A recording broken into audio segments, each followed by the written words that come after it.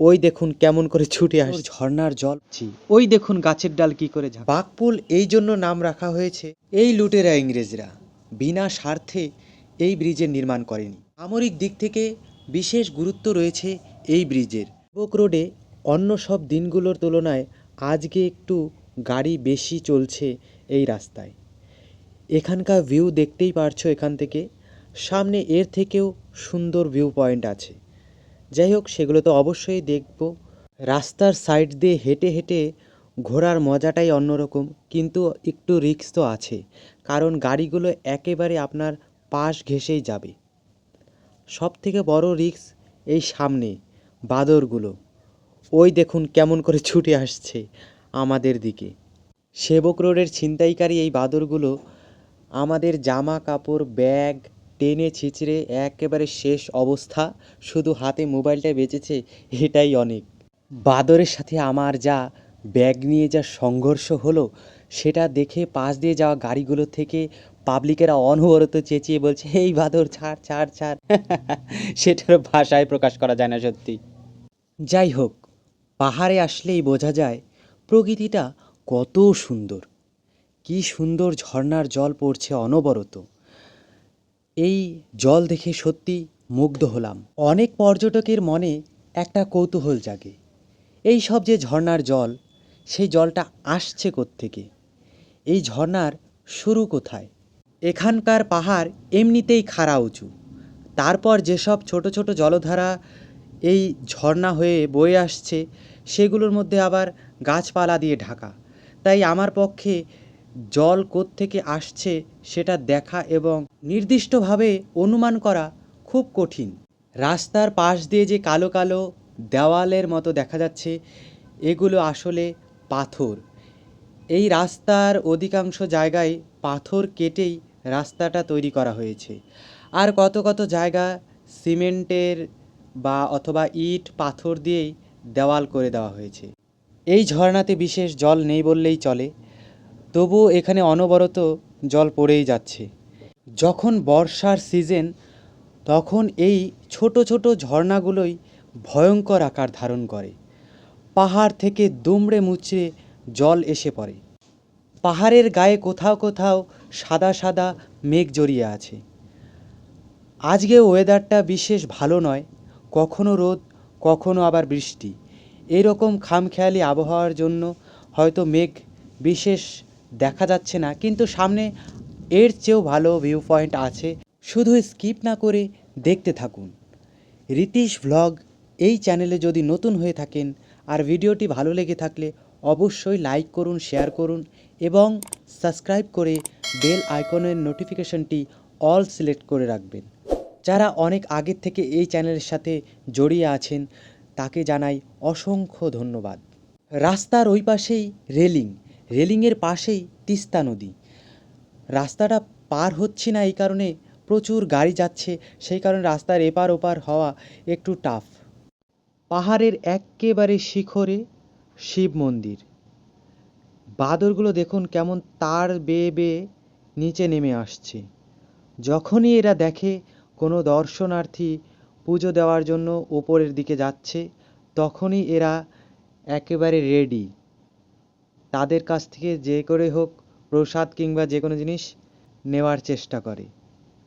সেবকে প্রতিদিন হাজার হাজার দর্শনার্থী দর্শন করতে আসে। পাহাড়ের টিলার উপর সুন্দর শিব মন্দির এবং পাশে আছে মা সেবকেশ্বরী কালী মন্দির। আবছা ধোঁয়াটে দৃশ্যটি তিস্তা নদীর। কতগুলো গাছপালার জন্য ঠিক ভালো করে দেখা যাচ্ছে না। এই পাহাড়ে লতা পাতায় জরাজীর্ণ গাছপালা। সামনেই দেখা যাচ্ছে মা সেবকেশ্বরী কালী মন্দির।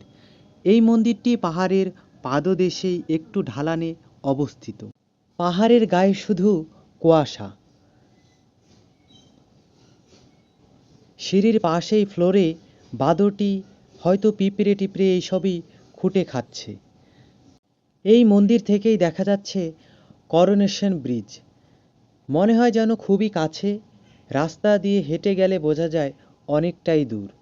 পাহাড়ের রাস্তা আঁকা বাঁকা। এই পাহাড়ের পাদদেশে কোথাও বাড়ি নেই, কারণ পাহাড়টি একেবারে খাড়া উঁচু। তাই এখানে যত সব ঢালান বা নদীর পাশেই কিছু দোকান, কয়েকটা বাড়ি এই সবই আছে। তাছাড়া এখানে কোনো বাড়ি নেই। সব জায়গাতেই আমাদের পূর্বপুরুষদের দেখতে পাচ্ছি। ওই দেখুন গাছের ডাল কি করে ঝাঁকাচ্ছে। যাকে বলে বাদরের বাদরামি। চারপাশটা শুধু সবুজ আর সবুজ। পাহাড়ে তেমন বড় গাছ নেই বললেই চলে, সব ছোট ছোট আয়তনের গাছ হয়।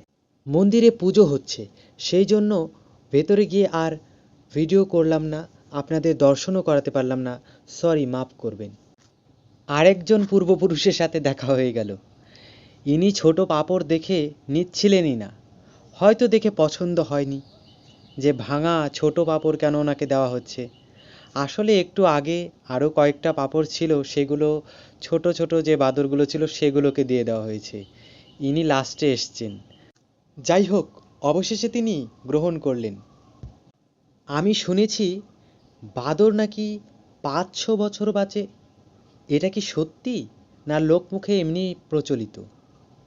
আপনারা যদি জেনে থাকেন অবশ্যই কমেন্টে জানাবেন। বন্ধুরা, এখন আছি আমি মা সেবকেশ্বরী কালী মন্দিরে। এই মন্দিরে বর্তমানে কোনো ভিডিও শ্যুট করা এবং ফটো তোলা একেবারেই নিষেধ। রাস্তা দিয়ে সারি সারি কত গাড়ি যাচ্ছে, রাস্তা পুরো জ্যাম। আর কিছুদিন পরে হয়তো গাড়ির এই রকম লম্বা লাইন দেখা যাবে না, কারণ সেবক থেকে সিকিম রাজ্যের রংপু পর্যন্ত রেলওয়ে লাইনের কাজ প্রায় শেষের দিকে। লোকমুখে শুনেছি টার্নেলের কাজ নাকি শেষ হয়ে গেছে, এখন শুধু কাজ হচ্ছে রেলওয়ে ট্র্যাক বিছানোর। রেলওয়ে ট্র্যাক একবার টার্নেলে বিছানো হয়ে গেলেই রেল যোগাযোগ শুরু হয়ে যাবে সিকিম রাজ্যের সাথে। তখন এই রেলমার্গের দ্বারাই অতি কম খরচে দেশ ও বিদেশ থেকে ঘুরতে আসা পর্যটকরা অনায়াসে ঘুরতে পারবে। তখন আর ছুটে যেতে হবে না কাশ্মীর কিংবা মানালি। সামরিক দিক থেকেও এই টার্নেল বিশেষ গুরুত্বপূর্ণ। ভারতীয় সেনার কাছে এই রেল নেটওয়ার্ক এক ব্রহ্মাস্ত্রের সমান। অবশেষে কিছু দূর পায়ে হেঁটে পৌঁছেই গেলাম বাকপুলে। বাকপুল বা করোনেশন ব্রিজ নানা ঐতিহাসিক রহস্যে ঘেরা। এই দিকে যাওয়া গাড়িগুলো সব শিলিগুড়ির দিকে যাচ্ছে, আর ঠিক তার উল্টো দিকে, যেমন ধরুন এই গাড়িটি যদি উল্টো যেত সোজা, তাহলে হতো গ্যাংটক আর দার্জিলিং। এই ব্রিজ ব্রিটিশ স্থাপত্যের নিদর্শন। এই ব্রিজের কয়েকটা নাম রয়েছে, সেবক ব্রিজ এবং বাকপুল। বাকপুল এই জন্য নাম রাখা হয়েছে, এই ব্রিজের ওই সাইডে একটা বাঘের মূর্তি আছে, সেই জন্য লোকমুখে এই ব্রিজের নাম বাকপুল হয়েছে। এই ব্রিজ পরাধীন ভারতবর্ষের ব্রিটিশ এম্পায়ার এই ব্রিজটি নির্মাণ করেছিল। আজ থেকে 84 বছর আগে 1937 সালে এই করোনেশন ব্রিজ নির্মাণ হয়। ডুয়ার্স বন জঙ্গলে ঘেরা। এই ডুয়ার্সের তিস্তা নদী বর্ষাকালে রুদ্র রূপ ধারণ করে। তাও কেন ব্রিটিশ এম্পায়ার এখানে এই ব্রিজের নির্মাণ করেছে? তৎকালীন ব্রিটেনে কিং জর্জ 6 ও রানী এলিজাবেথের রাজ্য অভিষেক হয়। এই ঘটনাকে স্মরণীয় রাখার জন্য ব্রিটিশ এম্পায়ার কিং জর্জকে উৎসর্গ করে এই ব্রিজ নির্মাণের সিদ্ধান্ত নেয়। এই লুটেরা ইংরেজরা শুধু শুধু বিনা স্বার্থে এই ব্রিজের নির্মাণ করেনি। তাদের রাজা রাজ্যাভিষেক হয়েছে, সেই জন্য তার স্মৃতির জন্য এই ব্রিজ বানিয়েছে। আপনার কি মনে হয়? ইংরেজদের নানান রকম স্বার্থ ছিলই। তার মধ্যে যখন ভারতবর্ষ জুড়ে গ্রীষ্মকালীন সময়, তারা গরম থেকে রক্ষা পাওয়ার জন্য সহজেই দার্জিলিং কিংবা কালিম্পং আসা যাওয়া করা যায়, গরম থেকে রেহাই পাওয়া যায়, সেই জন্যই এখানে একটা ব্রিজের প্রয়োজন হয়। বন্ধুরা, আপনারা হয়তো শুনেছেন বা দেখেওছেন দার্জিলিংয়ে এখনও পর্যন্ত টয় ট্রেনের ব্যবস্থা রয়েছে। এই টয় ট্রেন ইংরেজ স্থাপত্যেরই নিদর্শন। ইংরেজরা গরম থেকে রেহাই পাওয়ার জন্য শিলিগুড়ি থেকে সহজেই দার্জিলিংয়ে যাওয়ার জন্য এই টয় ট্রেনের ব্যবস্থা করেছিল। যাই হোক, প্রাচীন স্থাপত্য হিসেবে এই ব্রিজটির সংরক্ষণ করা বিশেষ প্রয়োজন রয়েছে, কারণ এই ব্রিজের উপরেই নির্ভর করে থাকে ডুয়ার্সের মানুষ। সিকিম, দার্জিলিং এবং কালিম্পংয়ের মধ্যে যোগাযোগের একমাত্র মাধ্যম এই ব্রিজ। সামরিক দিক থেকে বিশেষ গুরুত্ব রয়েছে এই ব্রিজের। 2016 সালে ভুটানের ডোকলাম জায়গা নিয়ে ভারতীয় সেনা এবং চীন সেনার মধ্যে সংঘর্ষ প্রায় লেগেই থাকে, সেই জন্য এই ব্রিজ বিশেষ গুরুত্বপূর্ণ। ভারতীয় সেনার স্থলপথে চীন বর্ডারে যাওয়ার একমাত্র মাধ্যম এই সেবক ব্রিজ। চিকেন নেক বা শিলিগুড়ি করিডর সবসময় সংবেদনশীল, তাই ভারতীয় সেনার কাছে এই করিডর বা এই ব্রিজ মেরুদণ্ডের সমান। অতএব পাহাড়ের সৌন্দর্য, এখানকার গ্রিনারি প্রত্যেক ভ্রমণকারীকে সবসময় আকর্ষিত করে। গ্রীষ্মকালের কাঠফাটা গরম, পাহাড়ের ঠান্ডা হাওয়া আত্মতৃপ্তি করে।